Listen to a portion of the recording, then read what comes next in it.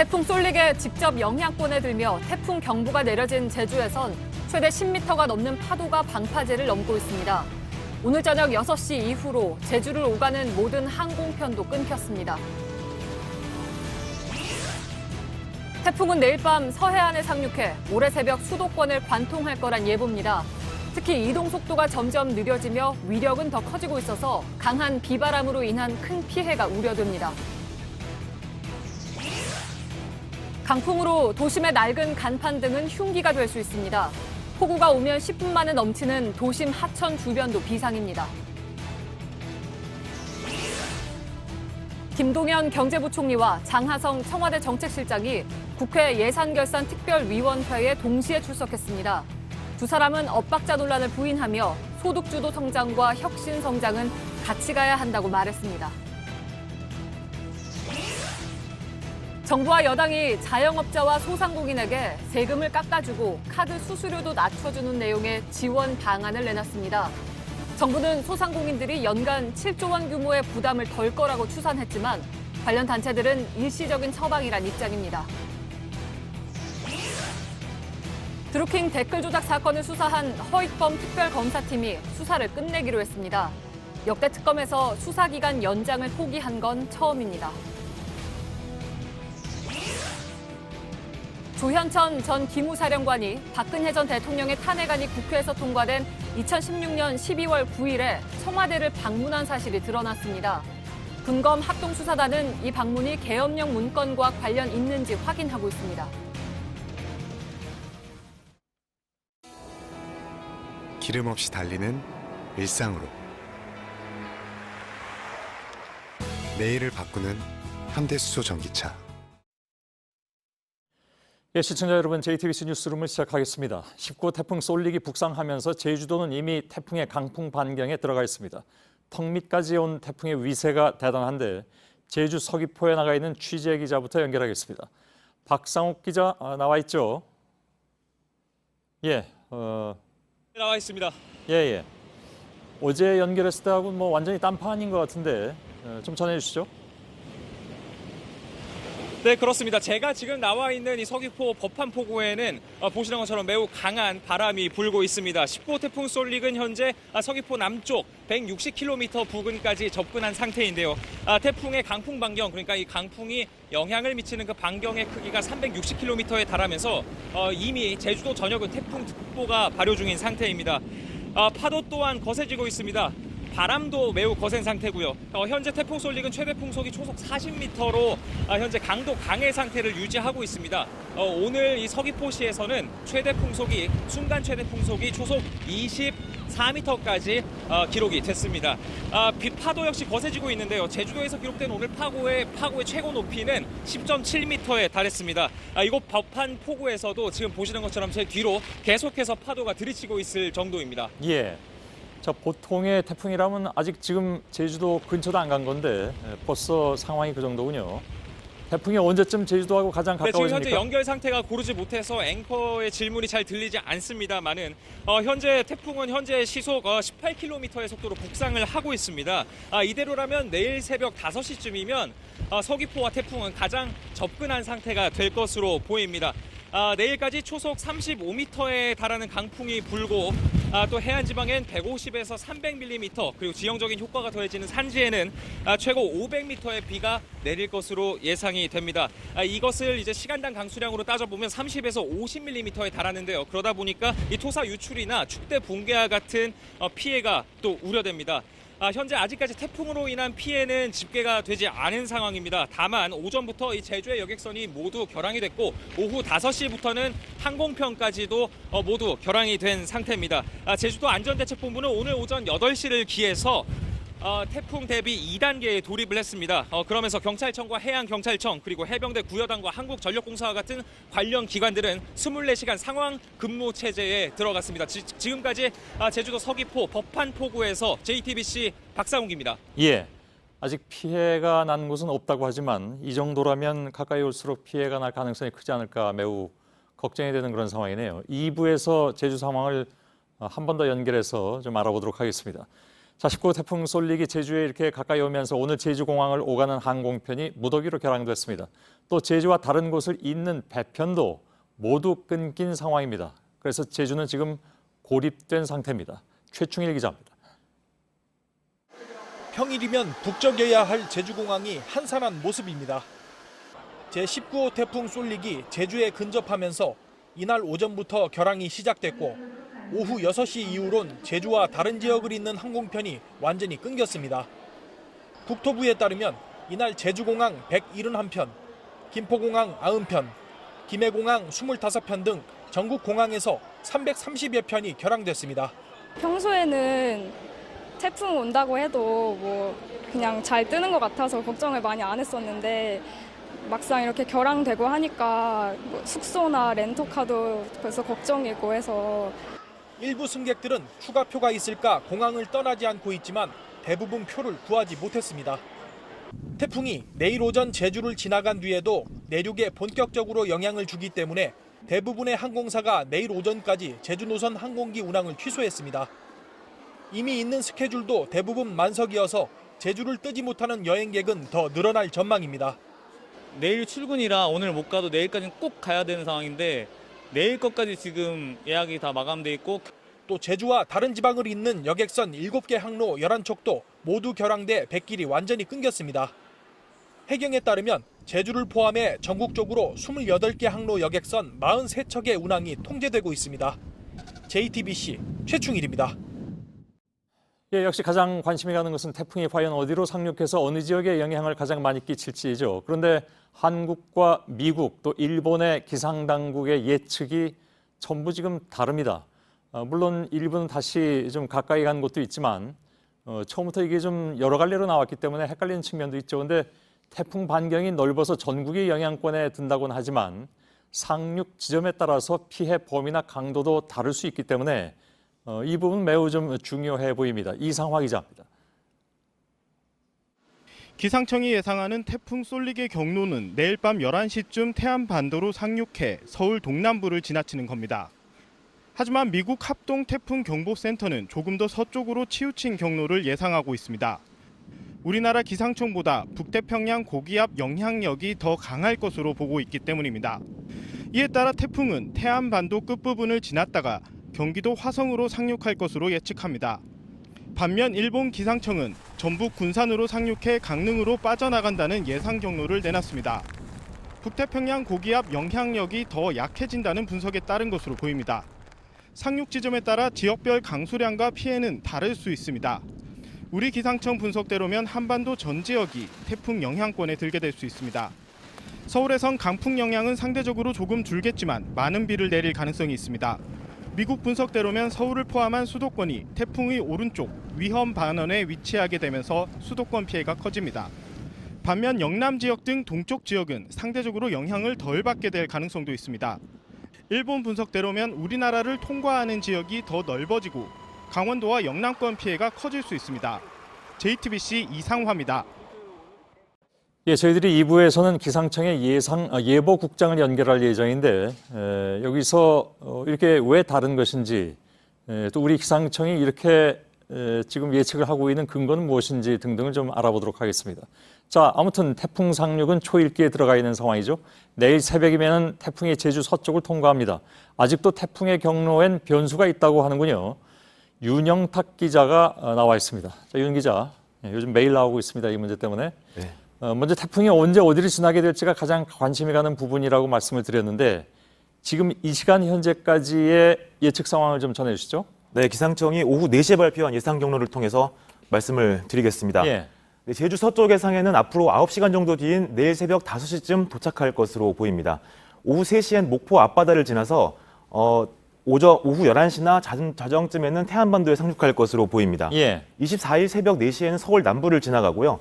그 이후 강원도 화천을 오전 7시에 통과해서 북한으로 넘어갈 전방입니다. 한반도를 빠져나가는 건 원산 남동부 쪽인데요. 오전 11시로 예상됩니다. 예. 지금 그 여러 가지 그 예측 가운데는 예를 들어서 뭐 미국 같은 경우에는 평택, 인천, 그러니까 인천이었죠. 마지막에 인천으로 상륙한다는 얘기까지 나왔었는데 그건 수정이 됐습니까? 김포 쪽으로 좀 더 서쪽으로 틀어서 예. 나가는 걸로 예측을 했었는데 6시 발표에서는 다시 약간 서울 쪽으로 좀 들어온 모양입니다. 그런가요? 예. 수시로 조금씩 변하고 있는 그런 상황인 것 같습니다. 네, 다시 설명드리겠습니다. 예, 대략적인 이동 시간은 전해드렸는데 시간이 전체적으로는 좀 늦춰진 상황이죠? 네, 그렇습니다. 어제 제주를 스쳐가는 시간은 비슷하지만 그 뒤로는 한두 시간 정도씩 늦춰지고 있습니다. 예. 서울의 경우에도 어젠 모레 자정부터 늦어도 3시까지는 도착할 것이라고 했는데 오늘 전망은 모레 새벽 4시로 나와 있습니다. 그러니까 금요일 새벽 4시. 그렇습니다. 자, 태풍 쏠릭의 이동 속도가 느리다는 내용은 저희들이 몇 차례 말씀을 드린 바가 있습니다. 근데 한반도 가까이 와서 지금 더 느려지고 있는 상황인데 이유가 있습니까? 네, 먼저 오늘의 위성 영상을 좀 먼저 보시고 예. 이야기를 드리겠습니다. 두 태풍과의 거리가 점차 가까워지면서 상호작용으로 서로 끌어당기긴 효과가 있다, 그런 분석도 지금 나오고 있는 상태입니다. 예. 그러나 기상청은 북태평양 고기압의 모양 때문이라고 설명을 하고 있는데요. 어제 오후부터 한반도 상공의 일기도를 좀 비교해 보겠습니다. 예. 북태평양 고기압의 모양이 어젯밤 이상하게 변한 것을 볼 수 있습니다. 다음에 나오겠는데요. 예. 목포 쪽으로 삐죽 튀어나와 있는 모양입니다. 그러네요. 네, 태풍이 예. 여기에 가로막혀서 시간을 끌게 됐다, 이런 분석입니다. 위에 찬 공기가 내려오면서 모양이 일그러진 건데요. 오늘 오전 일기도는 튀어나왔던 부분이 다시 들어가면서 기상청은 경로를 크게 바꾸지는 않았습니다. 예. 그러나 미국은 경로를 더 서쪽으로 옮겨서 태안반도가 아닌 김포 부근으로 상륙하겠다는 경로를 내놓기도 했는데 이게 앞으로 고기압이 이렇게 확장할 수 있다는 가능성, 그것을 크게 보는 걸로 해석할 수 있습니다. 예. 결국은 이제 북태평양 고기압이 상당 부분 영향을 끼치고 있다. 이렇게 볼 수밖에 없는 것 같습니다. 네. 일본의 쏠릭 예상 경로가 대폭 바뀌었다고 합니다. 일본 쪽에서 예측하는 것이. 그건 어떻게 된 겁니까? 불과 한 2시간쯤 전이죠. 오후 6시에 전망을 내놨는데 예. 그전까지는 일본이 우리나라와 미국과 경로가 굉장히 비슷했었습니다. 근데 6시 발표에서 크게 수정된 경로를 발표했는데요. 예. 화면에 나오면 보시겠습니다만 전주 쪽으로 상륙해서 동해시 부근으로 빠져나가는 것인데 이대로라면 이번 남부지방의 피해가 집중될 걸로 전망됩니다. 예. 이후로는 일본 기상청의 판단으론 북태평양 고기압의 중심이 남쪽으로 이동하거나 확장을 그쪽으로 했다고 본 겁니다. 예. 지금 일본 기상청에서 예측한 내용이 나오고 있습니다. 이것에 따르면 전주 쪽이 네, 그렇습니다. 되는 거죠. 그러니까 수도권이 아니라 전주 쪽으로 더 각도가 꺾어져서 들어간다는 얘기인데. 북태평양 고기압의 이 경로의 모양이 북태평양 고기압의 모양이라고 보시면 되겠는데요. 예. 가장자리로 이동을 하니까 이 경로가 더 동쪽으로 내려왔다는 것은 남쪽으로 중심이 이동했다, 그렇게 볼 수 있는 예. 겁니다. 말씀드린 대로 어디로 상륙하냐에 따라서 피해 규모도 달라질 수 있기 때문에 저희들이 관심을 가질 수밖에 없는 부분인 것 같습니다. 정말 마지막까지 변수가 참 많네요, 이번 태풍은. 강도는 뭐 여전히 계속 커지고 있습니까? 어떻습니까? 사실 태풍은 오늘 오전 3시에 가장 강력했습니다. 쉽게 이야기하면 전성기를 지난 것인데요. 서해상으로 올라오기 때문에 힘이 크게 약해지진 않습니다. 제주를 지날 때도 중심에선 초속 40m의 바람이 불고 태안반도에 상륙해 서울에 올라와서도 중심에선 초속 30m 이상의 거센 바람이 불 전망입니다. 예. 기상청의 예상 경로를 기준으로 위험 반경을 표시해봤는데요. 서울뿐 아니라 경기, 충남, 호남 일부 지역은 초속 25m 이상의 강풍이 불 것으로 예측됩니다. 예. 매우 위험한 지역으로 각별한 대비를 해야 됩니다. 초속 15m 이상의 바람이 부는 권역은 한반도 전체를 덮고 있습니다. 예. 지난번에 곰파스대가 20여 미터 정도로 제가 기억을 하는데 그때부터 분명히 더 센 바람이 불고. 강한 그런 바람이 예상되고 있습니다. 거센 바람 얘기는 많이 했는데 비는 그래도 생각보다 좀 적게 올 것이다라는 예보가 나와 있습니다. 맞습니까? 네, 태풍 쏠릭은 비보다는 바람이 강한 태풍으로 알려져 있습니다. 예. 기상청의 비 예보를 보면 제주에 최대 300mm, 산지엔 500mm의 강우량을 기록할 전망이고 전남엔 250mm, 서울과 경기, 충남 등의 지역엔 100mm, 많은 곳은 200mm의 비가 내릴 걸로 전망이 되어 있습니다. 예. 적은 양으로 보일 수도 있지만 단기간에 집중될 경우엔 충분히 피해를 줄 수 있는 수치이기 때문에 비 피해 역시 대비해야 됩니다. 예, 알겠습니다. 윤영탁 기자였습니다. 자, 기상청은 이번 태풍은 위력이 지난 2010년 한반도를 휩쓴 곰파스보다도 더 위험할 것으로 보고 있습니다. 영향을 미치는 범위가 큰 데다가 이동 속도가 느려서 피해를 키울 것으로 보입니다. 강신호 기자입니다. 철골 구조물이 종이장처럼 날리면서 시민들을 위협합니다. 나무는 여기저기 뽑혀나갔고 신호등은 도로에 내려앉았습니다. 지난 2010년 9월 한반도에 상륙한 곰파스가 남긴 장면들입니다. 기상청은 곰파스와 닮은 꼴 경로를 밟고 있는 쏠릭이 곰파스보다 더 큰 파괴력을 보일 것으로 전망했습니다. 서해안을 뚫어서 쭉 달아오기 때문에 일단 마찰이 하나가 없고 수증기가 계속이 되니까 에너지가 계속 공급이 되니까 태풍이 약해지지 않은 상태로 일단 상륙하기 때문에 위험한 걸로. 나무를 쓰러뜨릴 수 있는 초속 30m보다도 더 센 바람을 동반하고 강풍 반경도 300km가 넘습니다. 내일 새벽 우리나라에 접근해선 최대 풍속이 초당 40m, 시속 150km에 육박하는데 사람은 물론 바위까지 날아갈 정도입니다. 이동 속도가 느려지면서 위력이 더 커졌습니다. 표층 온도가 올라간 해상에 오래 머물면서 더 강한 에너지를 흡수했기 때문입니다. 곰파스는 4시간 만에 한반도를 동서로 가로지른 후 동해로 진출했습니다. 하지만 솔릭은 12시간 넘게 한반도에 머무를 것으로 보여 육상에 남기는 피해도 커질 수밖에 없을 것으로 보입니다. JTBC 강신호입니다. 예, 솔릭이 몰고 올 강풍은 실제로 엄청난 파괴력을 가질 것으로 우려됩니다. 일부에서는 기차를 탈선시킬 정도의 강풍이다라는 얘기도 나왔지만 그 정도까지는 아니라 하더라도 나무가 뿌리채 뽑히거나 목조주택이 부서질 수 있는 위력은 됩니다. 자, 이 소식은 송우영 기자입니다. 태풍이 동반하는 강풍의 파괴력이 어느 정도인지 국립과천과학원의 협조를 받아 직접 실험을 해봤습니다. 초속 15m부터 옷이 심하게 흔들리고 모자가 벗겨집니다. 초속 30m가 되면 눈을 뜨기가 힘듭니다. 몸이 흔들려 근처에 있는 지지물을 잡게 됩니다. 간신히 편 우산은 들고 있기 어렵고 내구성이 약한 우산은 몇 초 만에 부서집니다. 방금 체험한 초속 30m의 바람은요, 시속으로 하면 100km가 조금 넘는데요. 저도 모르게 넘어지지 않기 위해서 중심을 아래로 하게 되고 또 비바람 때문에 눈을 뜰 수 없다는 게 조금 위험하게 느껴집니다. 태풍 솔릭의 최고 풍속은 이보다 더 빠른 초속 40m입니다. 이 경우 주택의 지붕이나 기와가 뜯겨져 날아가고 목조 가옥이 무너질 수도 있다고 합니다. 특히 고층 건물들 사이에선 순간적으로 바람이 세지기 쉬워 피해가 더 클 수 있다는 점을 새겨둬야 합니다. JTBC 송우영입니다. 예, 솔릭의 영향으로 피해가 우려되는 지역의 초중고등학교가 임시로 학교 문을 닫습니다. 이미 태풍의 길목에 들어선 제주에서는 3군데 학교가, 그리고 내일 태풍의 직접적인 영향권에 들게 되는 광주 전남 지역에서는 57개 학교가 내일 하루 휴업을 결정했습니다. 서울과 충남 등 다른 지역의 학교들도 태풍의 경로에 따라서 등하교 시간을 조정하거나 휴업 등을 적극 검토하기로 했습니다. 다음 소식입니다. 오늘 국회에는 김동연 경제부총리와 장하성 청와대 정책실장이 한자리에 출석했습니다. 그동안에 정부 경제정책의 투톱이라고 할 수 있는 두 사람 사이에 엇박자가 논란이 됐고 오늘 의원들의 질문도 이 부분에 집중됐습니다. 국회 나가 있는 취재기자 연결하겠습니다. 김필규 기자가 나가 있습니다. 자, 어제 특히 김 부총리가 52시간 근로제를 개선할 수 있다 이런 발언을 내놓으면서 청와대하고 의견차가 더 두드러진 것으로 해석이 됐습니다. 이에 대한 언급이 있었습니까? 예, 오늘 국회 예결위 전체 회의 자리였습니다. 그동안 김동연 부총리는 좀 규제를 풀어서라도 혁신 성장을 하자 이렇게 강조하는 입장이었고 반면에 장하성 실장은 최저임금을 올리는 등 소득주도 성장을 강조하는 그런 입장이지 않았습니까? 오늘 이 자리에서 둘은 비슷한 톤의 목소리를 냈습니다. 직접 한번 들어보시죠. 예. 소득주도 성장과 혁신 성장의 두 축을 조화롭게 보고 이것이 선택의 문제가 아니라 같이 가야지. 소득 주도 성장과 혁신 성장은 뗄 수 없는 관계입니다. 이걸 예. 자, 그동안의 갈등설을 아무래도 좀 의식을 한 것이 아닌가 싶긴 한데 오늘 청와대까지 나서서 두 사람의 의견차가 없다 이런 입장을 내놨죠. 예, 그렇습니다. 김의겸 청와대 대변인이 둘을 포함해서 청와대와 기재부에는 빛이 셀 틈 없는 그런 소통을 하고 있다. 그렇게까지 이야기를 했습니다. 또 그리고 김동연 부총리가 어제 주 52시간 근무제를 바꿀 수 있다는 취지에 대해서 수정할 수 있다는 취지에 대해서 또 다른 청와대 관계자가 이야기를 했는데요. 당청 간의 이견은 전혀 없다. 탄력 근로제와 관련해서는 국회가 결정하면 따를 것이다. 원래 제도를 시행하다가 부작용이 나오면은 수정하기로 했던 것이다.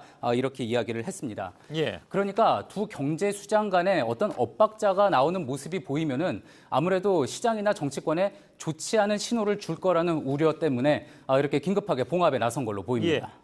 자, 야당 쪽에서는 장하성 실장의 출석을 굉장히 좀 단단히 벼르고 있었던 것으로 전해지던데 어떤 얘기들이 주로 나왔습니까?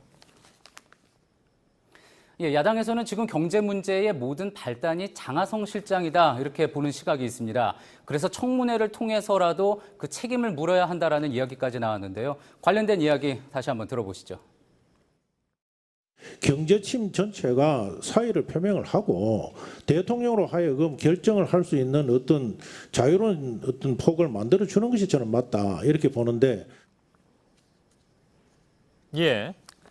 예, 장 실장은 당연히 정책이 성과를 내지 못하면 바꿔야 하겠지만 아직 소득주도 성장에 실패했다고 말하기에는 이르다라면서 의원들에게 이해를 구하기도 했습니다. 또 한편 한 여당 의원으로부터 쓴소리가 나오기도 했는데요. 여당 의원은 앞으로 둘 간의 건강한 토론, 장 실장과 김 부총리 간의 건강한 토론은 좀 뒤에서 하고 TV 앞에서는 자제해달라 이런 이야기였습니다. 예, 알겠습니다. 국회에서 김필규 기자가 전해드렸습니다.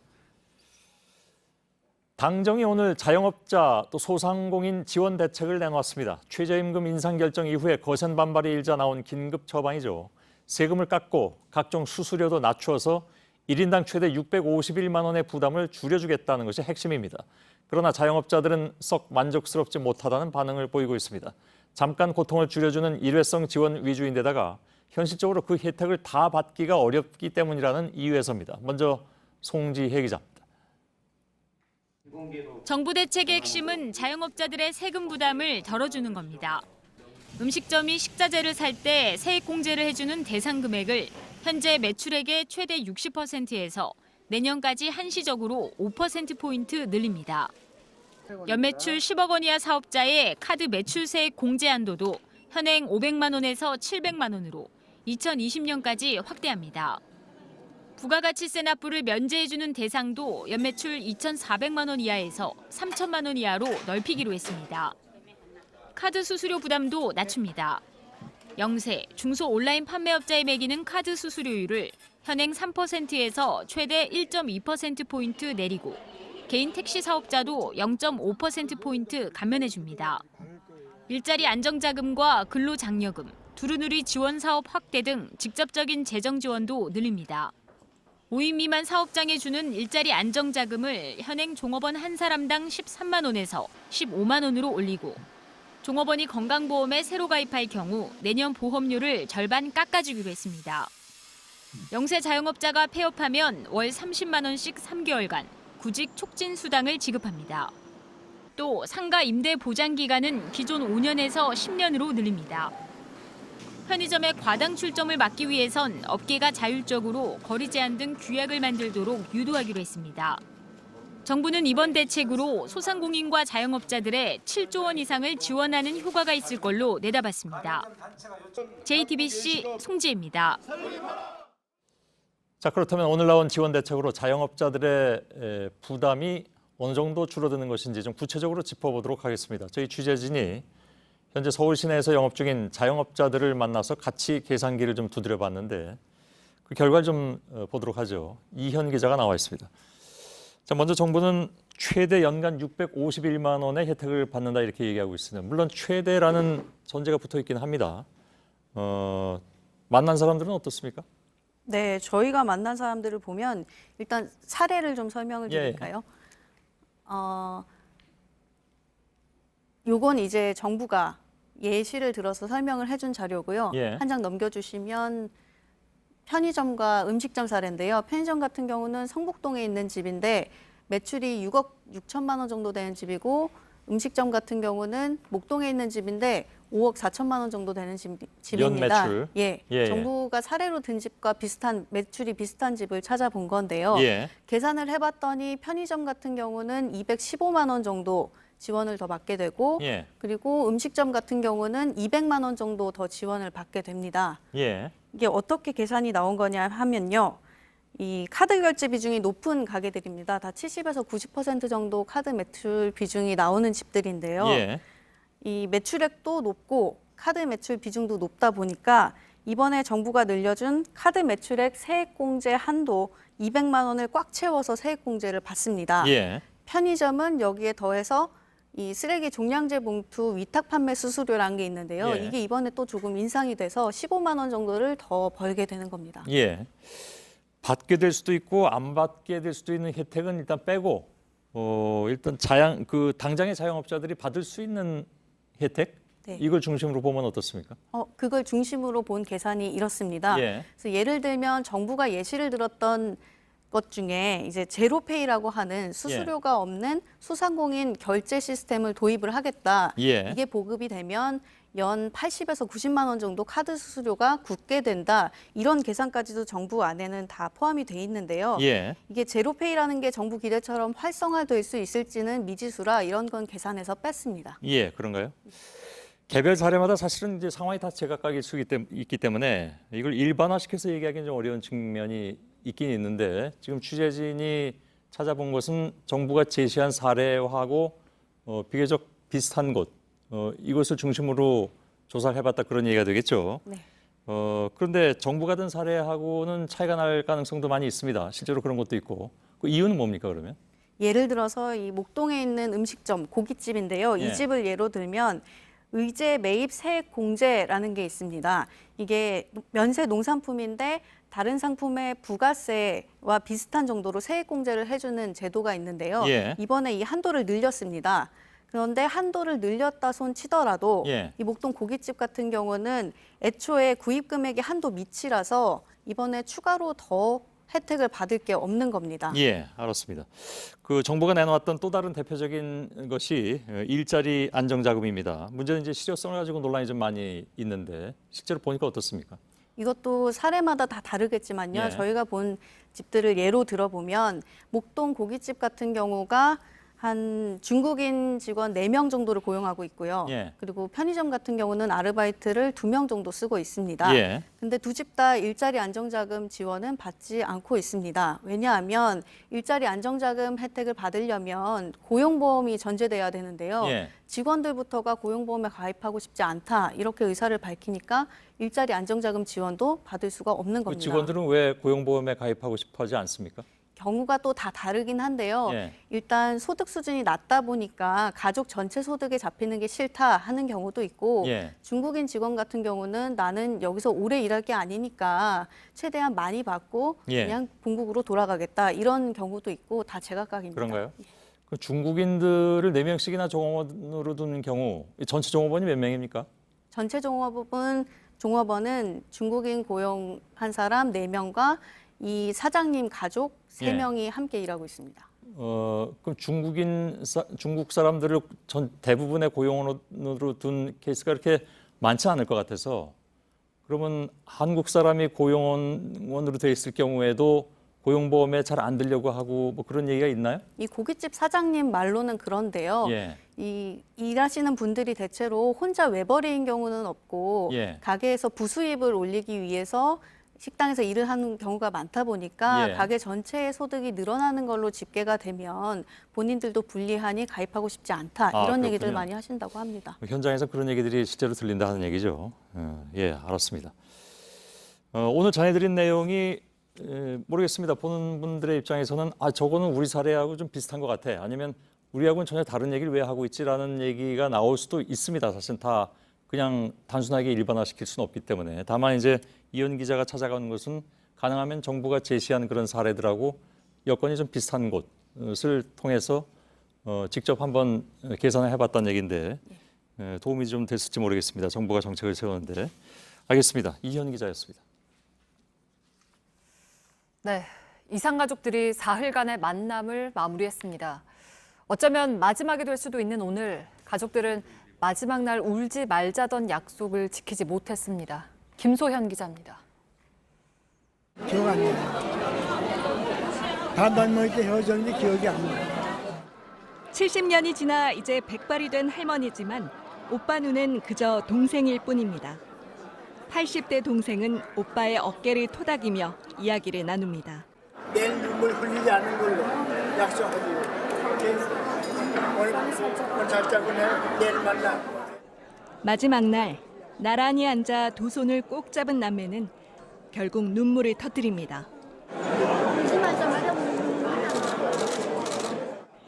동생은 눈물을 쫓아보려 노래도 불러봅니다. 요생길에 행복 넘친 우리 세상. 마치겠습니다.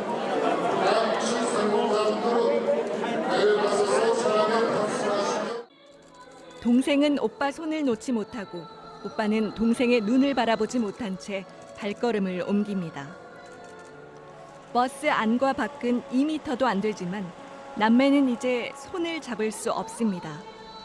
동생은 힘껏 손을 저어서 오빠는 유리창을 두드리며 그렇게 마지막 인사를 전합니다. 남측 이산 가족들은 금강산에서 3일간의 상봉을 마치고 오늘 오후 육로로 돌아왔습니다. 24일부터는 북측에서 찾은 남측 가족들이 금강산을 찾아 2차 상봉을 이어갑니다. JTBC 김소현입니다. 올해 발간되는 국방백서에 북한 정권과 북한군은 우리의 적이란 문구가 삭제될 것으로 보입니다. 국방부는 군사적 위협 등의 표현으로 대체하는 방안을 검토하고 있다고 밝혔습니다. 북한 정권과 북한군은 우리의 적이란 문구는 2000년대 남북 화해 분위기 속에 사라졌다가 2010년부터 다시 담겨왔습니다. 이번 달 전기요금 얼마나 나올까 마음 졸이신 분들 많죠. 이달 고지서를 받은 4집 가운데 3집이 작년보다 요금이 늘었습니다. 다만 10만 원 넘게 늘어난, 그러니까 폭탄 고지서를 받은 곳은 전체의 1.4%에 그쳤습니다. 정재우 기자입니다. 폭염이 극성을 부린 올 여름. 4집 중 3집은 전기요금이 작년 이맘때보다 늘었습니다. 늘어난 금액은 평균 17,258원입니다. 1일부터 12일까지 검침한 874만 가구를 조사했더니 절반 이상인 55.4%는 요금 증가액이 2만 원 이하였습니다. 10만 원 이상 늘어난 폭탄 고지서를 받은 곳은 전체의 1.4%였습니다. 지난해보다 요금이 오히려 줄어든 가구도 21.8%였습니다. 정부가 7, 8월 2달간 누진제를 완화하기로 한 걸 반영하면 실제 부담은 더 낮아집니다. 정부는 2년 전 누진제 개편, 고효율 에어컨 보급 덕에 요금이 예상보단 덜 늘었다고 분석합니다. 2016년에 누진제 개편한 효과가 큰 것 같아요. 두 번째는 에어컨처럼 고효율 기기들 있잖아요. 이런 것들이 많이 보급된 것도 영향이 있는 것 같아요. 반면 소비자들은 누진제 걱정에 마음 놓고 에어컨을 켜지 못한 탓이라고 말합니다. 예상한 거보다는 적게 나온 편이에요. 전기요금 걱정이 돼서 에어컨을 끄고 잠깐 잠들었다가도 마음을 안 졸일래 안 졸일 수가 없죠. JTBC 정재우입니다. 이재명 경기지사의 스캔들 의혹과 관련해 사건 당사자인 배우 김부선 씨가 경찰에 출석했다가 30분 만에 조사를 거부하고 돌아갔습니다. 김 씨는 이 지사의 거짓말에 대한 자료를 경찰에 줬다고 했습니다. 이 지사 측은 김 씨의 주장이 사실이 아니란 입장을 고수했습니다. 공다솜 기자입니다. 배우 김부선 씨가 경찰서에 들어섭니다. 이재명 경기지사가 여배우 스캔들과 관련해 김 씨를 명예훼손 혐의로 고발한 사건의 당사자로 출석한 겁니다. 김 씨는 준비해온 입장문을 읽었습니다. 또한 어떻게 나를 속였고 내 딸과 나를 명예훼손, 인격 살해했는지 이제 죽을 각오로 거짓과 싸울 것입니다. 김 씨는 이 지사를 고소해 법정에 세우겠다고 했습니다. 그런데 김 씨는 경찰서에 들어간 지 30여 분 만에 조사를 거부하고 나왔습니다. 김 씨는 이 지사의 거짓말에 대한 결정적인 증거를 경찰에 건넸다고 말했습니다. 그러면서 이 지사와 연인 관계를 입증할 증거가 많다고도 했습니다.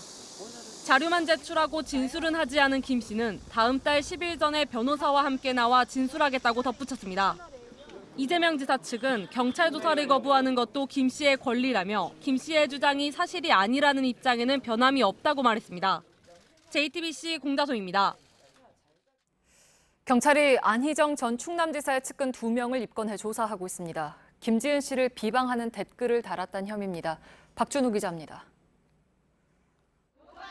김지은 씨는 지난 3월 악의적인 거짓 소문으로 2차 피해를 봤다며 전국 성폭력 상담소 협의회를 통해 고발장을 제출했습니다. 자신과 관련된 인터넷 기사에 비방 댓글을 남긴 이들을 처벌해달라는 것이었습니다. 해당 댓글 중엔 안희정 전 충남지사의 전 수행비서 어모 씨가 쓴 글도 있었습니다.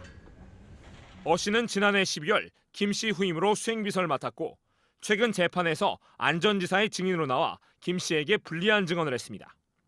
경찰은 어 씨 외에도 안 전 지사를 홍보하는 사이트 관리자 A 씨를 함께 입건해 조사하고 있습니다. 이들은 김 씨가 성폭행 의혹을 폭로한 지난 3월부터 최근까지 김 씨를 모욕하는 댓글을 지속해서 달았던 것으로 파악됐습니다. 성폭행 의혹과 무관한 김 씨의 사생활이나 평소 품행 등에 대해 부정적 댓글을 다는 식이었습니다. 소셜미디어에 김 씨를 실명으로 비난하기도 했습니다. 경찰은 다른 댓글 작성자들도 불러 조사를 확대할 방침입니다. JTBC 박준우입니다. 드루킹 일당의 댓글 조작 의혹과 김경수 경남도지사의 개입 여부를 수사하던 특검이 수사기간 연장을 요청하지 않기로 결정했습니다. 수사기간 연장을 스스로 포기한 것은 역대 특검에서 처음 있는 일입니다. 2달에 걸친 드루킹 특검 수사에 그만큼 성과가 없었다는 분석이 나오고 있습니다. 수사는 이대로 오는 25일, 그러니까 토요일에 끝납니다. 특검 사무실 연결하겠습니다. 정원석 기자, 당초 특검 내부에서도 수사기간을 연장해달라고 대통령에게 요청하는 것이 어려울 것이다, 이런 목소리가 많았다는데 결국 포기한 거군요. 네, 이번 드루킹 특검까지 모두 지금까지 13번의 특검이 있었는데요. 수사 기간을 연장해달라고 요청하지 않은 것은 이번이 처음입니다. 대개 의혹의 핵심 인물 등을 구속하는 성과를 올린 뒤에 추가 수사가 필요하다며 기간을 늘리는 것이 일반적인데 이번 수사는 이대로 마침표를 찍게 된 겁니다. 예, 특검 쪽에서는 그 이유를 어떻게 설명하고 있습니까? 네, 특검팀은 오늘 브리핑에서 더 이상의 조사나 수사가 적절하다고 보진 않았다, 이렇게 말했습니다. 그러면서 그동안 진행된 진상규명의 정도와 증거 수집 등을 종합적으로 판단했다고만 짧게 입장을 밝혔는데요. 수사 기한이 종료되기 전에 대통령에게 해야 하는 특검의 보고도 서면으로만 이루어졌다고 합니다. 예. 자, 더 이상의 수사가 적절하지 않다라고 판단하는 거는 어떤 얘기입니까? 그러니까 할 수 있는 수사가 더 이상 없다는 겁니까? 아니면 지금 수사로도 충분하다는 얘기입니까? 두 가지 다라고 말씀드릴 수 있을 것 같습니다. 특검이 애초 규명하고자 했던 의혹의 핵심이 드루킹 일당의 댓글 조작에 김경수 경남도지사가 개입이 됐는지 여부였습니다. 특검은 이를 위해서 수사 초반에 한 달 넘게 압수수색과 경찰로부터 확보한 디지털 증거를 분석하는 데 주력했는데요. 특히 김 지사의 개입 여부를 확인하기 위해서는 댓글 조작 프로그램인 킹크랩 시연회에 김 지사가 참석했는지를 입증했어야만 합니다. 그런데 결정적인 물증을 확보하지 못했죠. 이 때문에 특검은 시연회 참석의 정황 증거와 드루킹 일당의 진술을 바탕으로 구속영장을 청구를 했었는데 법원에서 다툼의 여지가 있다는 이유 등으로 영장을 기각하면서 수사 동력을 잃었습니다. 예. 자, 이렇게 해서 결국 토요일에 다 끝나고 이제 불구속으로 재판에 넘기게 되는 그런 상황인 것 같군요. 정원석 기자가 특검 사무실에서 전해드렸습니다. 박근혜 전 대통령의 탄핵안이 국회를 통과한 날 조현천 당시 기무사령관이 청와대를 찾았던 것으로 드러났습니다. 조현천 전 사령관은 기무사 군인들에게 계엄령 문건 작성을 지시한 바로 그 인물입니다. 군검 합동수사단은 문건 작성과 관련해서 청와대에 지시가 있었는지를 조사하고 있습니다. 김필준 기자입니다. 2016년 12월 9일 오후 4시쯤 박근혜 전 대통령의 탄핵안이 국회를 통과했습니다. 이날 조현천 당시 기무사령관이 청와대를 들어갔던 사실이 뒤늦게 드러났습니다. 군검 합동수사단 관계자는 조 전 사령관은 탄핵안이 가결되기 전에 나왔다면서 방문 목적과 배경을 조사 중이라고 밝혔습니다. 앞서 기무사는 조 전 사령관이 박 전 대통령을 만나기 한 달 전 통수권자의 안위를 위한 군의 역할이라는 문건을 만들었습니다. 이 문건에는 국방장관이 대통령에게 계엄 선포를 건의한다는 내용 등이 담겨 있습니다. 이어 3달 뒤 탄핵 심판 직전 기무사는 계엄령 세부 계획 등이 담긴 문건을 작성하기도 했습니다. 열쇠를 쥐고 있는 조 전 사령관은 미국에 머물며 합수단의 소환 통보에 아무런 응답을 하지 않고 있습니다. 합수단은 여권 무효화 등 강제 귀국 조치도 검토하고 있습니다. 한편 합수단은 오늘 위수령 문건 작성자인 노수철 국방부 법무관리관을 불러 기무사 계엄 문건과 연관성을 조사하고 있습니다. JTBC 김필주입니다. 얼마 전에 공정거래위원회 퇴직자들이 유착관계를 이용해서 대기업에 재취업해 논란이 됐습니다. 그런데 이것은 공정위만의 문제가 아니었습니다. 저희 JTBC 취재에 따르면 기무사에서도 비슷한 유착관계가 포착됐습니다. 강희연 기자입니다. 지난 10년 사이 인사혁신처의 취업심사를 받은 대령급 이상 기무요원 26명의 명단입니다. 이 가운데 8명이 방산 관련 업체나 단체에 다시 취업했습니다. 3명 중 1명 꼴입니다. 2008년 퇴직한 기무사 출신 한 육군준장은 휴니드 테크놀로지스의 전무이사로 재취업했습니다. 군 통신 분야와 원격 무선 폭파 등을 개발하는 업체입니다. 2010년 퇴직한 또 다른 기무사 출신 육군대령은 헬기와 전투기를 개발하는 한국항공우주산업으로 자리를 옮겼습니다. 기무사 출신들이 방산업체에 자리를 잡는 건 방위사업청에 대한 영향력 때문입니다. 기무사가 이제 중량 또는 저 대량은 어떻게 일한다 이런 것들에 대해서 참고 자료로 만들어서 이제 올리니까 일종의 그 장교들에 대한 동향이죠. 이렇게 모은 정보를 방산업체와 공유하고 재취업 때 이런 유착 관계를 이용하는 것 아니냐는 지적이 나옵니다. 기무사가 본연의 방첩과 보안 업무 외에는 일체의 방위사업 업무에는 관여해서는 안 됩니다. JTBC 강희연입니다. 불교 최대 종단인 조계종이 설정 총무원장의 탄핵을 오늘 확정하고 한 달쯤 뒤에 새 총무원장을 뽑기로 했습니다. 조계종의 국회격인 중앙종회는 나흘 뒤에 열리는 전국 승려대회를 불법 집회로 규정하면서 불교계 제야 세력을 압박하는 카드도 내놨습니다. 강나현 기자입니다. 조계종은 설정 총무원장의 퇴진과 동시에 중앙선거관리위원회 회의를 열었습니다. 새 총무원장 선거는 한 달여 뒤인 다음 달 28일 치르기로 했습니다. 앞서 조계종 내 최고의결기구 원로회의는 어제 사퇴 의사를 밝힌 설정 총무원장의 탄핵을 최종 결정했습니다. 사직은 인정되오나 사직에 대한 법적 다툼을 종식시키고 종단의 안전과 화합을 위해서 불가피하게 총무원장 자리가 비면 60일, 즉 2달 안에 새로운 사람을 뽑아야 합니다. 불교계 제야단체는 조계종 내 주류 세력이 원하는 인물을 뽑기 위해 선거를 서두르는 것이라 비판합니다. 자승 전 원장 쪽 사람을 차기에도 총무원장으로 선출하려는 그런 의도인 것 같습니다.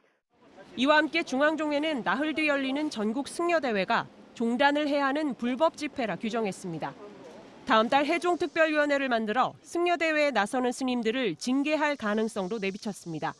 제야단체는 승려대회에 참가하려는 스님들을 압박하는 처사라며 반발하고 있습니다. JTBC 강나현입니다.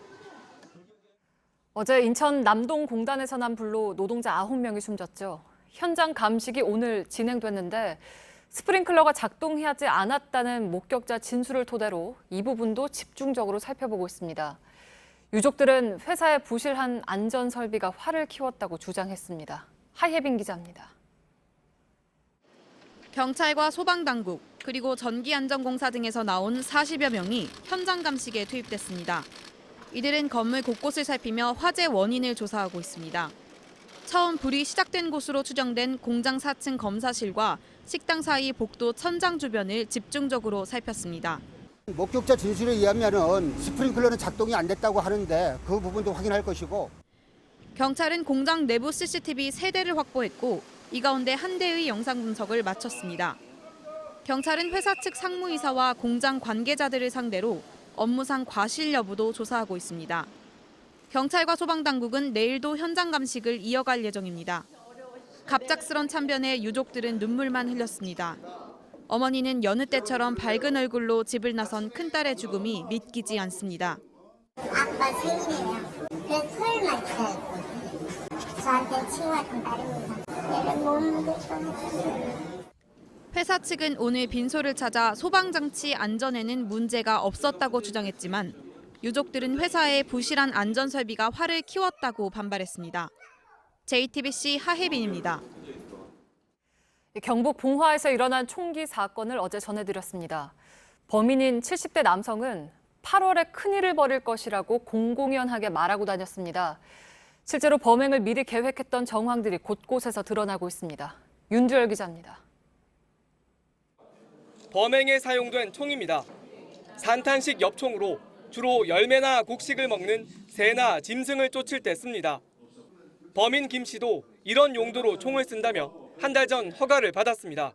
7월 20일 수원 중부서에서 소지 허가를 받았으며 봉화군청으로부터 유해조수 구제용으로 포획 허가를 득했습니다. 이후 모두 13차례 총기를 파출소에서 꺼내갔는데 수시로 집 근처에서 총을 쏴 마을 주민이 민원을 제기하기도 했습니다. 경찰은 계획 범죄에 무게를 두고 있습니다. 총기 허가를 받은 지 한 달 만에 범행을 저지른 점과 피해자 임모 씨를 1시간여 기다렸다가 총을 쏜 점 등을 고려한 겁니다.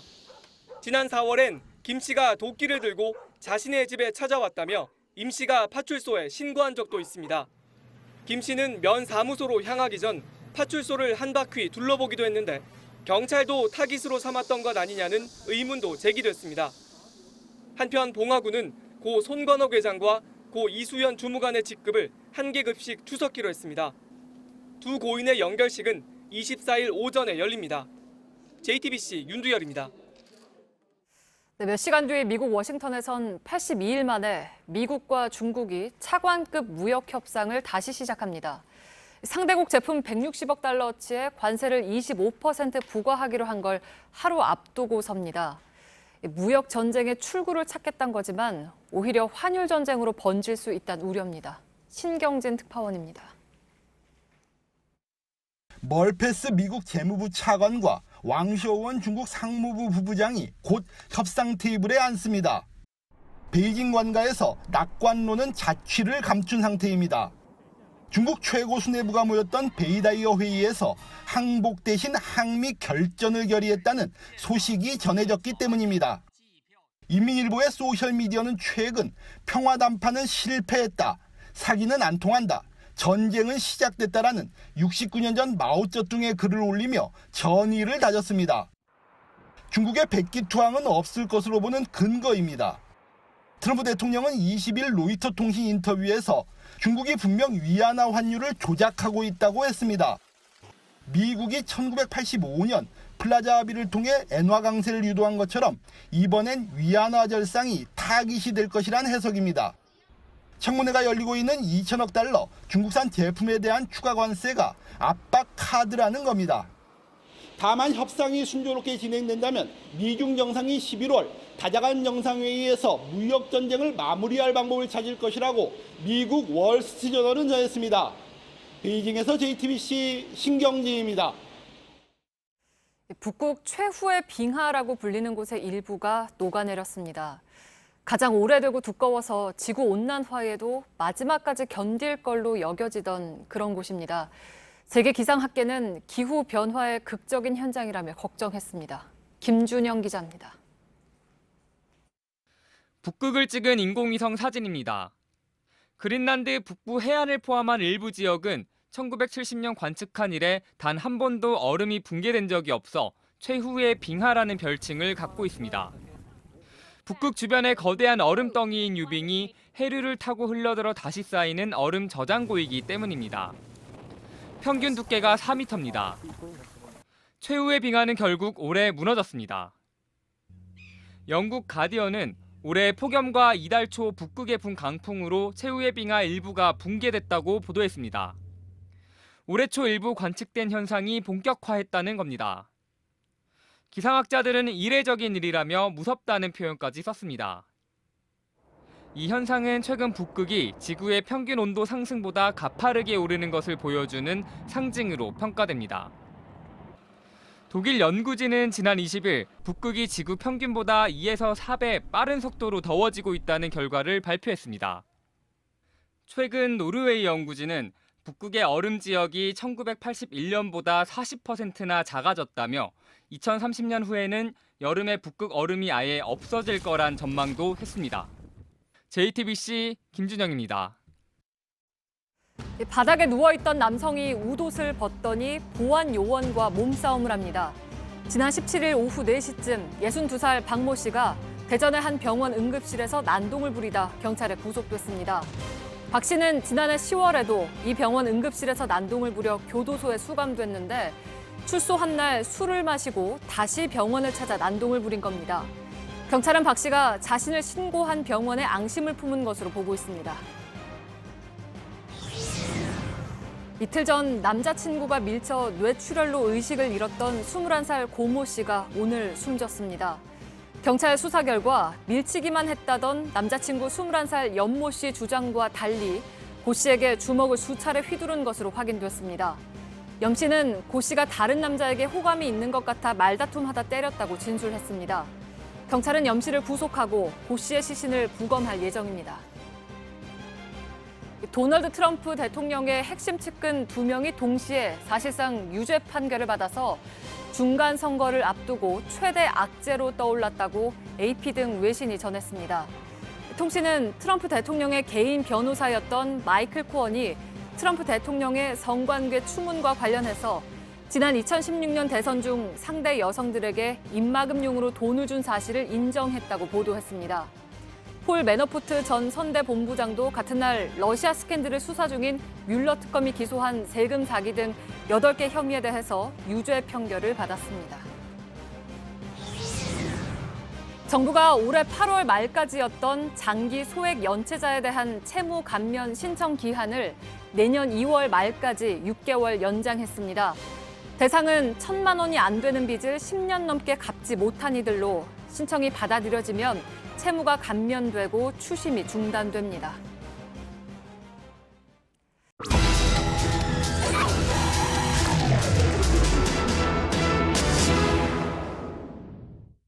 발레 파킹이라고 부르는 대리 주차 서비스를 이용할 수밖에 없는 곳들이 있습니다. 주차를 제대로 해주겠거니 하고 맡기지만 많은 업체들이 주차장도 마련해두지 않고 불법으로 영업하고 있습니다. 밀착 카메라 구혜진 기자입니다. 차선 하나를 아예 불법 주차된 차들이 점령하고 있습니다. 차마다 앞에 놓인 고무 원뿔이 번호를 가리고 있습니다. 단속 카메라 단속을 피하기 위해서입니다. 불법 주차를 한 사람들은 대부분 인근 대리주차 업체 직원입니다. 정차를 한 것처럼 일부러 비상등을 켜놓기도 하고 차 사이 간격도 좁게 유지합니다. 이동 시 카메라 단속을 피하기 위해서입니다. 대리주차 업체들이 2차로 중 한 차선을 주차장으로 사용하면서 일대 교통도 혼잡합니다. 단속이 와도 상관이 없다는 입장입니다. 만약에 카테리오 같은 거 나오면 인근 도로를 사유지처럼 점령하는 업체들도 있습니다. 취재진이 주정차가 되지 않는 도로에 차를 대자 단속반이 아닌 대리주차 업체 직원이 달려옵니다. 주차가 안 되는 도로인데도 자신들의 영역이란 겁니다. 사진 빼세요. 공사 때문에 그러신 거예요? 여기 지금 다 자리예요. 바닥에는 보행자 공간이라고 쓰여 있지만 원뿔들을 세워뒀습니다. 인근 대리주차 업체들이 미리 주차 공간을 맡아둔 겁니다. 원뿔에는 대리주차 업체의 광고도 적혀 있습니다. 대리주차 업체가 점령한 도로에 차를 세웠다가 자신들의 차량만 견인됐다는 민원도 많습니다. 제 앞팀과 뒤쪽으로 그 발레 파킹 차들이 몇 대가 있었는데 제 차만 견인이 당해서 당시 해당 구청에 항의를 해도 소용이 없었다고 주장했습니다. 다 단속 일반적으로 하는 게 아니라 선택적 단속도 하고 있으니까요. 인도뿐만 아니라 주변 아파트 주차장까지 침범하는 사례도 있습니다.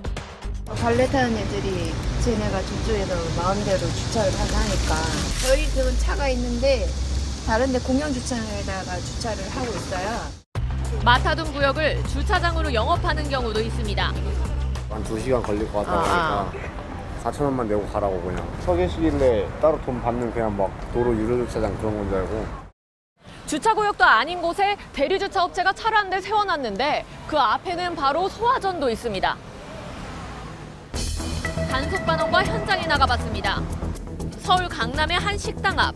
점심시간이 되자 손님들의 차량을 도로에 세웁니다. 번호판을 숨기기 위해 제일 뒷차량은 트렁크를 열어뒀습니다. 단속에 나서자 조끼를 입은 직원들이 순식간에 뛰쳐나옵니다. 아직 단속되지 않은 차량들을 빼내기 위해서입니다. 6대 차량이 줄지어 서 있었지만 단속이 완료된 차량은 한 대에 그쳤습니다. 스티커를 부착을 하고 나서 배경사진을 같이 찍어줘야 돼요. 단속된 차량 주인은 황당하다는 입장입니다. 주차를 알아 잘 해준다고 생각하니까 식사하러 오는 거 아닐까요? 저도 단속된 게 처음이니까. 불법 주차에 대한 단속만 가능하기 때문에 인기는 한계입니다. 시간을 지체하기 위해서 말을 걸거나 시비를 하거나 또는 뭐 거세게 항의하는 그런 업소들이 많이 있습니다. 실제 대리주차 업체의 경우 주차면 확보수나 보험 가입 여부 등 관련 규정이 없습니다. 정부는 일부 지역에만 발생하는 현상으로 관련 제도를 만들기 어렵다는 입장입니다. 서울에만 이런 발레 파킹 업체들이 400여 곳이 넘습니다.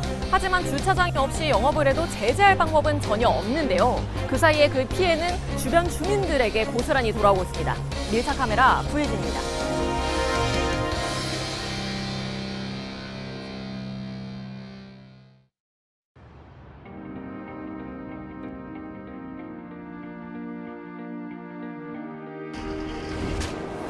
세계 석유화학의 새로운 중심지 동남아시아에서 아시아 최대 석유화학 회사가 되는 꿈, 롯데케미칼이 이루고 있습니다. 화학이 있는 곳을 넘어 화학이 가야 할 곳으로, 롯데케미칼은 지금 아시아의 최전선에 있습니다. 더 글로벌 플레이어 롯데케미칼.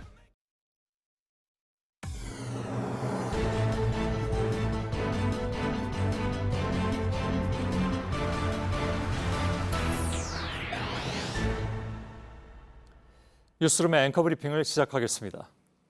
월트, 브랜던, 그리고 더그. 이제는 기억 속에서 아스라하거나 아예 사라져버렸지만 모두 태풍의 이름이었습니다. 이들은 사실 매우 특별한 태풍들이었죠. 1994년, 그러니까 올여름 폭염의 기록을 얘기하면서 빠짐없이 기준 노릇을 했던 그 1994년에 우리나라를 찾아왔던 태풍들이었습니다. 얌전한 비구름과 살짝 거친 바람만을 몰고 와서 폭염을 씻어내고 가뭄을 해갈시켜 주었기에 그들에게 붙여진 애칭은 이른바 효자 태풍. 그러나 웬일일까? 그 이름들은 잊혀 기억의 저장고를 한참 뒤져봐도 잘 떠오르지 않는 이름들이 됐습니다.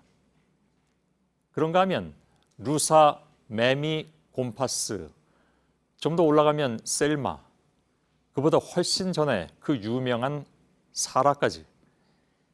이 이름들은 지금도 태풍의 대명사처럼 남아서 모두의 기억 속에 선명히 각인되어 있습니다. 특히 1959년 사라에 대한 기억은 이젠 나이든 층들만 갖고 있긴 하지만 한때는 험악했던 태풍의 대명사와도 같았습니다. 중심 최대 풍속이 초속 85m, 지금 올라오는 쏠릭과는 비교도 되지 않았습니다. 제주도와 영남지방을 비롯한 전국을 쑥대밭으로 만들었죠. 사망자와 실종자가 사상 최악인 무려 849명. 피해 추산액이 그 옛날에 약 1678억 7천만 원이었으니까 태풍하면 사라호를 떠올릴만 했습니다. 물론 2000년대에 왔던 루사나 매미도 수많은 인명피해와 함께 재산피해만 수조 원에 달해서 이 작고 척박한 땅 위의 삶들을 더욱 피폐하게 만들었습니다. 세상사가 다 그런 것일까? 잘해준 사람보다는 못해준 사람이 더 기억에 남는 것이 이치일까? 좋았던 일보다 슬펐던 일들이 더 뇌리에 박혀 있는 것이 당연지사일까? 이제는 잊어버린 착한 이름, 월트, 브랜던, 그리고 더그. 태풍의 이름을 붙이는 태풍위원회는 극악스러웠던 루사와 매미는 아예 태풍의 이름 목록에서 지워버렸다는데, 지운 이름은 남고 기억하고픈 이름은 잊히는 것이 세상사의 이치일까를 떠올리는 오늘. 지금도 태풍 쏠릭은 달리는 기차도 탈선시킬 위력으로 올라오고 있다는데 우리는 차라리 그 이름을 잊게 되기를 간절히 소망하는 오늘. 앵커 브리핑이었습니다.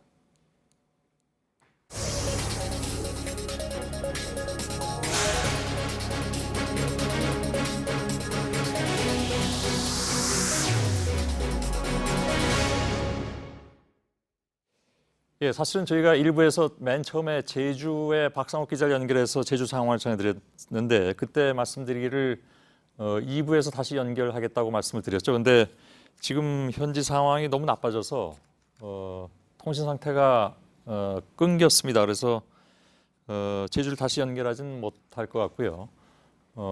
상황이 어느 정도인지는 제가 다시 전화로 물어봤더니 아까보다 아주 대단히 더 나빠진 건 아니지만 비바람이 워낙 강해서 연결하기는 좀 어렵다는 그런 얘기가 들어왔습니다. 자, 이 태풍 쏠릭의 상태를 미리 좀 들여다볼까요? 쏠릭은 지난 밤부터 오늘 오후 사이에 일본 남쪽 규슈 해상을 지났습니다. 상륙한 것도 아니고 스쳐 지나갔을 뿐인데 최대 풍속이 초속 60m에 달할 정도였습니다. 이미 2만 가구 이상의 전기 공급이 끊기고 수천 세대의 피난 권고가 내려졌습니다. 쏠릭에 이어서 부상하고 있는 20호 태풍 시마론도 있죠. 이 시마론은 서일본 지역을 관통하면서 최대 1000mm 이상의 호우를 쏟을 것으로 예보되고 있습니다. 윤서령 특파원이 규슈에서 취재 중입니다. 태풍 솔릭은 오늘 오후 규슈 나가사키현과 오키나와 사이 해상을 통과했습니다. 중심 기압 955헥토파스칼에 시속 144km로 강한 중형급을 유지했습니다. 일본 기상청은 가장 바람이 센 곳의 풍속이 초속 60m에 달했다고 밝혔습니다. 솔릭과 가장 근접했던 아마미섬 일대는 강풍과 함께 11m의 높은 파도가 일었습니다. 이 일대 8,500세대를 비롯해 한때 최대 2만 1,000여 가구의 전기 공급이 중단됐습니다. 가고시마 최남단 마쿠라자키시 해안입니다. 태풍에서 320여 킬로미터 떨어진 곳인데도 거센 파도와 강풍이 휘몰아치고 있습니다. 이곳은 관광지로도 유명한 곳인데 태풍의 영향으로 관광객들의 모습은 찾아볼 수 없습니다. 규슈 지역엔 솔릭의 영향으로 내일 오후까지도 강풍과 최대 200mm의 비가 예상됐습니다. 일본은 20호 태풍 시마론에 더 긴장하고 있습니다. 시마론은 중심 기압 950헥토파스칼 규모로 솔릭보다 강합니다. 시속 30km로 접근해 내일 저녁쯤 서일본 지역에 도달할 것으로 보입니다. 기상청은 시마론이 최대 1000mm의 호우를 뿌릴 것으로 내다봤습니다. 서일본 지역에선 지난달 초 집중호우로 220명 이상이 숨졌습니다. 규슈 가고시마에서 JTBC 윤서령입니다. 태풍으로부터 300여 킬로미터 떨어져 있는 윤서령 특파원의 모습이 모든 걸 얘기해주고 있는 것 같습니다. 지금 바람이 보통이 아닌데 저희들이 어제하고 오늘 우리는 지금 잘 대비를 하고 있는가를 좀 점검을 해봤습니다. 모든 지역을 다 볼 수는 없었지만 주요 지역을 저희 기자들이 어제와 오늘 모두 다니면서 좀 점검을 해봤는데요. 특히 이번 태풍 솔릭이 강풍 피해를 키울 것으로 우려가 되는데 수도권을 관통할 때 수많은 낡은 간판들이 떨어져 나가면서 행인과 차량을 순식간에 덮치는 흉기가 될 수도 있습니다. 이것이 가장 무서운 거죠. 솔릭이 상륙할 때까지 아직 시간이 있는 만큼 철저한 대비가 필요합니다. 신아람 기자가 현장에 나가서 긴급 점검을 해봤습니다.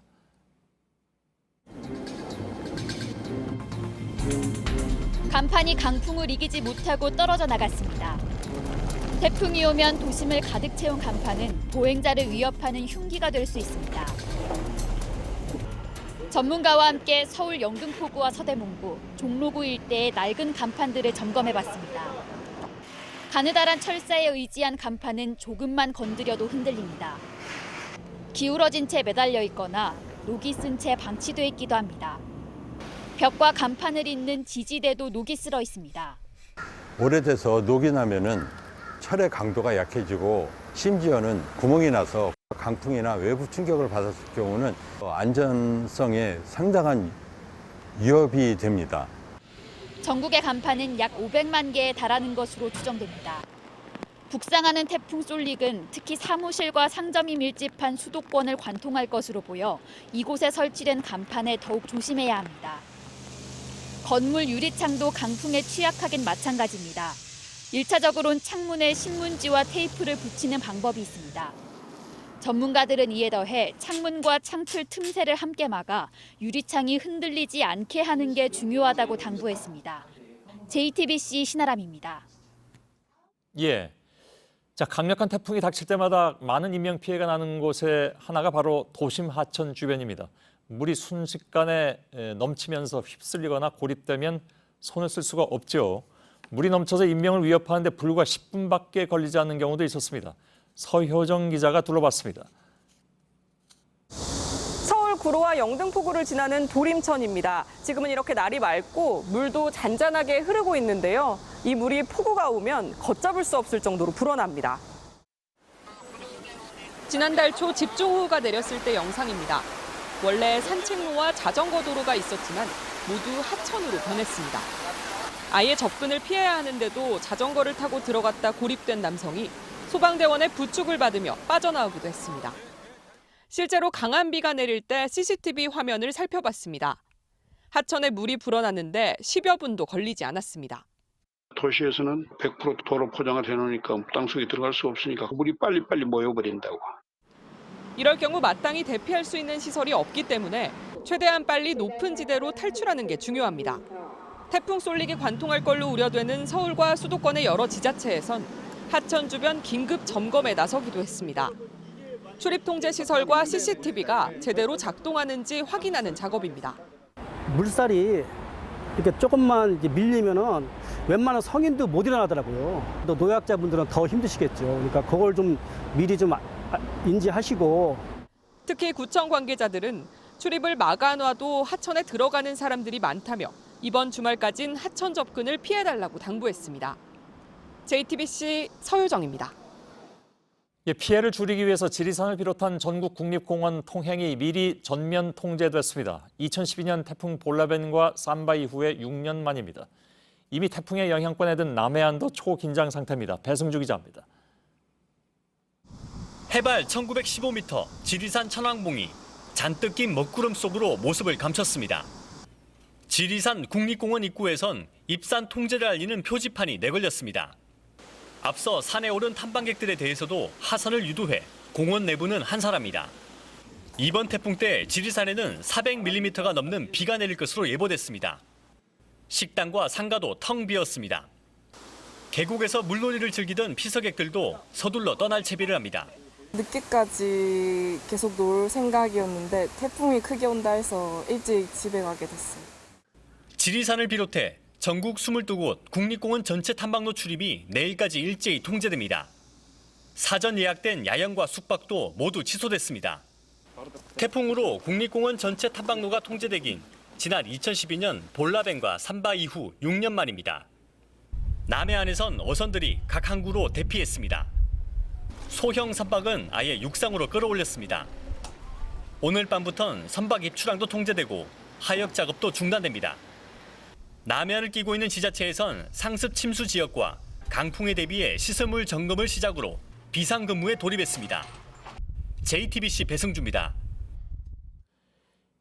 전국의 재난 관련 부처는 지금 모두 비상근무 체제에 돌입해 있습니다. 6년 만에 한반도를 관통하는 태풍의 위력이 어느 정도인지 기상청 유희동 예보국장을 연결해서 얘기를 좀 더 들어보도록 하겠습니다. 유 국장님 나와 계시죠?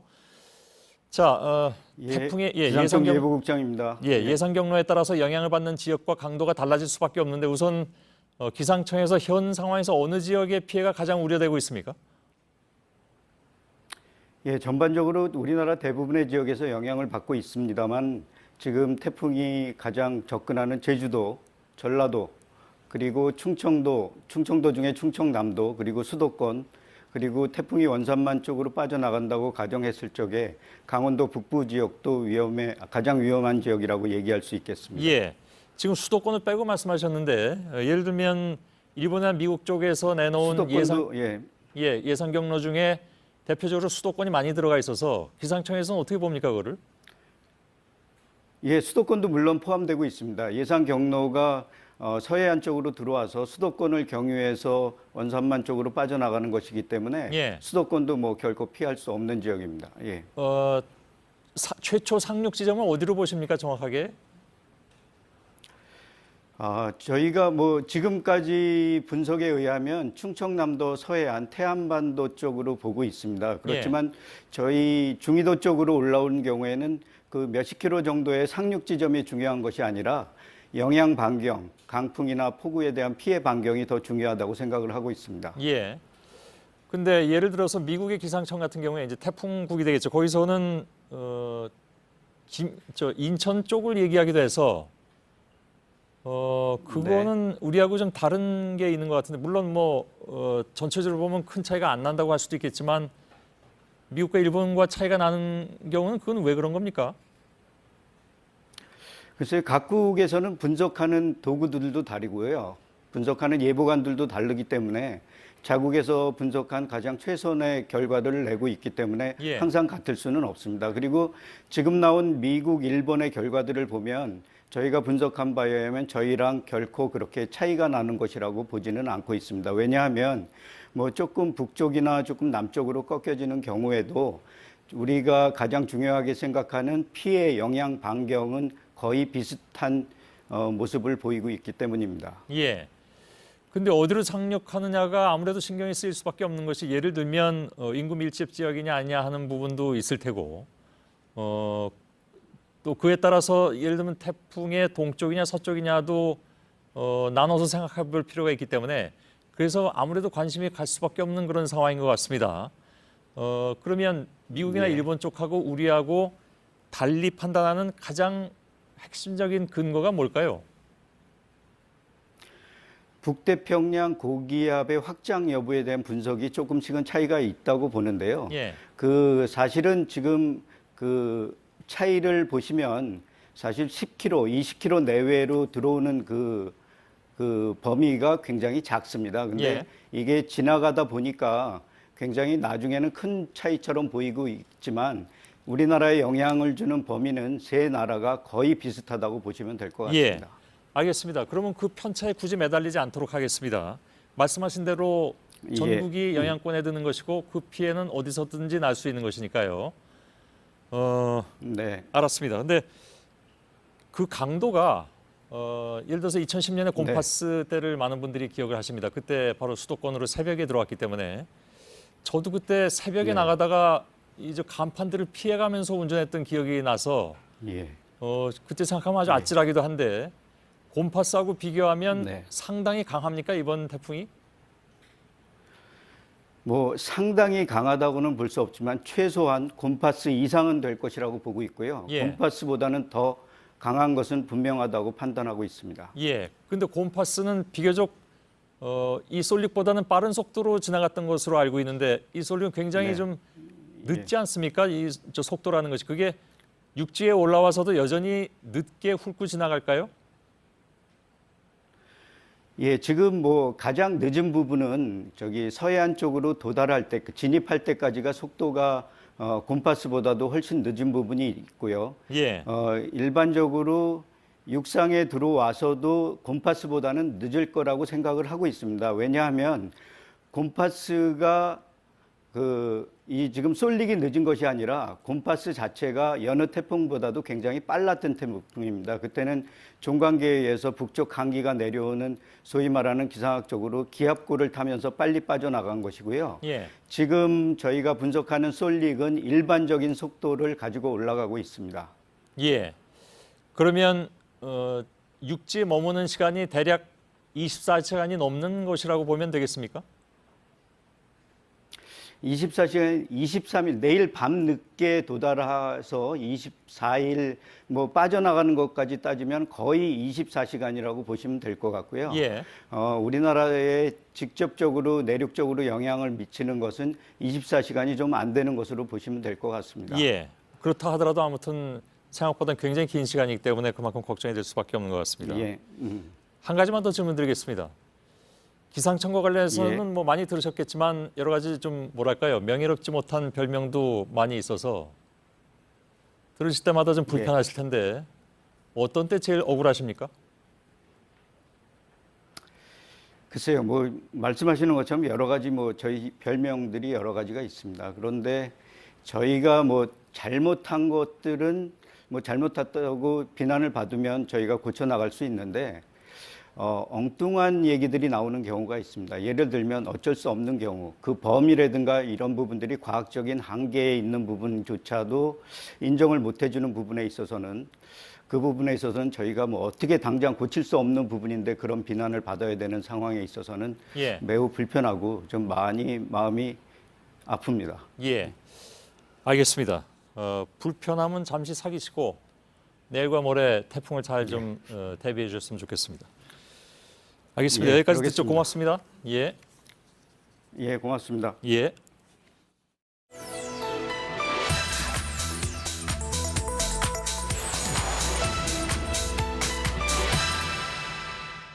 쌀값은 예년에 비해서 26%, 약 37년 만에 최고 수준으로 올라갔는데 중요한 건 지금 쌀이 사라졌기 때문에 난리가 난 거 아니겠습니까? 게다가 북한 장마당에선 쌀이 보이고. 네, 지난해에 비해서 쌀값이 많이 올랐습니다. 이를 두고 정부가 비축해둔 쌀을 북한으로 보냈기 때문이란 식의 주장이 온라인에서 퍼졌습니다. 하지만 팩트체크를 해봤더니 근거 없는 루머였습니다. 오대영 기자, 주로 유튜브에서 확산이 되고 있죠? 네. 지난달 30일부터 어제까지 15개 유튜브 채널에서 방송을 했습니다. 네. 정부 비축미가 소리 소문 없이 사라졌다. 북한의 쌀을 퍼줬다. 남한 쌀값이 폭등했다. 석탄과 맞교환했다는 주장까지 나왔습니다. 조회수를 합해보니 56만 회가 넘었습니다. 네, 그리고 지금 인터넷 댓글들도 좀 비슷한 모습이라면서요? 네, 쌀값이 미친 듯이 오른 3가지 이유라는 제목의 기사를 보겠습니다. 네이버에서 691개의 댓글이 달렸습니다. 삭제된 글을 빼고 북한과의 관련성을 주장하거나 단정짓는 댓글이 10개 중 3개 꼴이었습니다. 소셜미디어에서도 사실이 아닌 내용이 괴담처럼 퍼졌습니다. 네, 그러면 정부가 북한에 쌀을 지원하고 있는 건 맞습니까? 아닙니다. 2010년 이후에 중단이 됐습니다. 처음 쌀을 지원한 건 1995년입니다. 그해 15만 톤을 제공했습니다. 2002년 40만 톤, 2003년부터 2007년까지는 해마다 10에서 40만 톤 정도를 지원했습니다. 2010년 평안북도 신의주에서 수해가 났습니다. 그때 5천 톤을 지원한 이후에 끊겼습니다. 정부 비축미를 비공식적으로 반출하는 것도 불가능하다고 담당자는 설명했습니다. 쌀이라는 품목이 누군가의 눈을 피해서 보내는 품목은 아니에요. 5만 톤을 보내려면 목포, 군산 이렇게 4개 항구에서 2달 꼬박 하루도 안 해지고 계속 실어야 돼요. 네, 그러면 정부의 비축미가 바닥났다라는 주장은 어떤가요? 역시 사실이 아닙니다.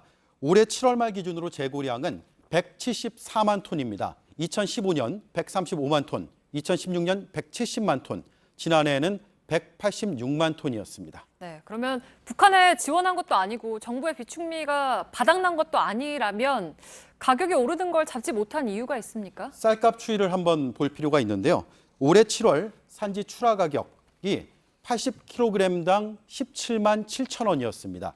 지난해 7월에는 12만 8천 원이었습니다. 38% 정도 올랐습니다. 소비자가 급등했다고 느낄만 합니다. 그런데 이걸 최근 5년으로 넓혀서 보겠습니다. 2013년 17만 6천 원, 2014년 16만 7천 원, 2015년 15만 9천 원, 2016년 14만 2천 원으로 계속 떨어졌습니다. 5년에 걸쳐서 하락한 쌀값이 최근 회복되고 있다고 농축산식품부는 설명했습니다. 네, 그러니까 여기만 보면 1년 사이에 크게 올랐다고 볼 수 있지만 전체적으로 장기적으로 보면 추가하는 추세라고 할 수 있다는 거죠? 네, 그래서 쌀은 정부가 다른 식료품과 달리 목표 가격을 설정합니다. 네. 그 이유는 농가 소득을 보장하기 위해서인데 현행 농업소득보전법에 따라서 5년 단위로 국회 동의를 거쳐서 확정을 합니다. 2005년에서 12년은 17만 83원, 2013년에서 17년은 18만 8천 원이었습니다. 지난 5년간 이 목표액에 미치지 못했습니다. 최근 가까워지고 있습니다. 2018년부터 2022년 목표 가격은 연말까지 결정됩니다. 네, 팩트체크 오대영 기자였습니다.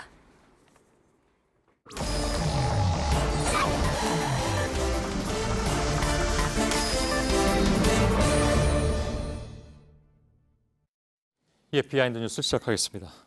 시작하죠? 예. 첫 키워드는 냉정과 기대 사이로 잡았습니다. 뭐 패러디한 것 같습니다. 예, 그렇습니다. 최근 고용 상황 그리고 경제 정책에 대해서 경제 투톱, 즉 장하성 정책실장과 김동연 경제부총리 간에 엇박자가 있다는 지적이 있었는데요. 오늘 이낙연 국무총리가 국회에서 두 사람의 차이를 저 냉정과 기대 사이로 설명했습니다. 직접 들어보겠습니다. 예. 상황은 같이 보고 있는 것이고요.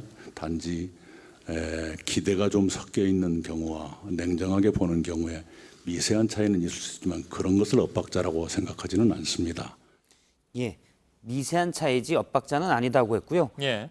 장하성 실장은 연말쯤이면 고용이 회복될 것이라고 했고 김동연 부총리는 빨리 회복되기는 쉽지 않을 것이다. 좀 연말이라는 얘기는 희망이 감안된 표현이다라고 했는데 이를 이낙연 총리는 기대와 냉정이다. 이런 것들이 반영된 것이다라고 표현했습니다. 예. 정부 내 목소리가 뭐 한 목소리일 필요는 없는 거죠. 그렇습니다. 다양한 목소리가 나오고 거기서 또 정책이 나오는 것이고.